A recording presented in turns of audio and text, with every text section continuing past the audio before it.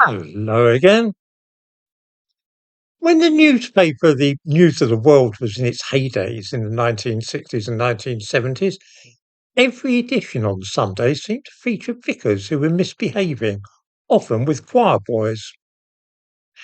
Many people have gained the impression over the years that both the major churches in this country, namely the Catholic Church and the Church of England, are full of sleazy characters ready to pounce on children or vulnerable young adults. The interesting thing is that this kind of thing is not limited to churches. It bedevils too the other major monotheistic religions of Judaism and Islam. In Orthodox communities, Orthodox Jewish communities that is, in places like London, Stamford Hill and Crumpsall in Manchester, to give two examples, an awful lot of that kind of thing goes on, but never finds its way to either the police or the newspapers. Those in the community who find out about such cases just make sure to keep their children away from the perpetrators. Becoming an informer is seriously frowned upon. A Jew who reports another Jew to secular non-Jewish authorities is known as a Mossad, and they can be ostracized or even driven out of the community. The same principle applies in mosques and madrasas, where a fair amount of abuse also goes on. I've long been fascinated by the fact that abusers often seem to be found in religious institutions in Britain.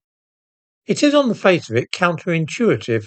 You would think that anybody who feared God would take care to keep his hands off children. All three of those religions have strict rules about such conduct. Imagine outwardly devoting yourself to the Lord in this way, and then when nobody's looking, interfering with children. I wonder how anybody can square that with a religious conscience. Part of the explanation is, I suppose, that many parents who adhere to a religion wish for their children to be brought up in the same faith. This means that churches, synagogues, and mosques always have plenty of children around, and most have special departments to cater for children. If you want access to children, then these are the ideal places to hang out. Then, too, many vulnerable young people are drawn to religion and seek counselling and advice because they are troubled and lonely. These too make the ideal targets for an unscrupulous abuser. I rather suspect that the temptation might simply be too great for somebody working in or associated with such a place of worship. The objects of his desire will always be passing right in front of his eyes constantly. I thought that it was worth mentioning this topic because sometimes I get the impression that some people believe this to be a particular problem with churches. It is not.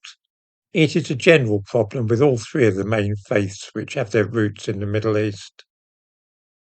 In fairness to both the Church of England and the Catholics, they've made strenuous efforts in recent years to root out this kind of thing in a way that one seldom sees among Muslims and Jews.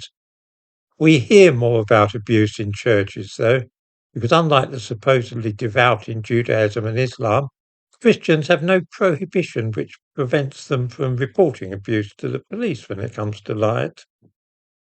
I'm guessing that these days it is probably less common in churches than once it was, and also that it is, on the other hand, still rife in Orthodox communities and among Muslims.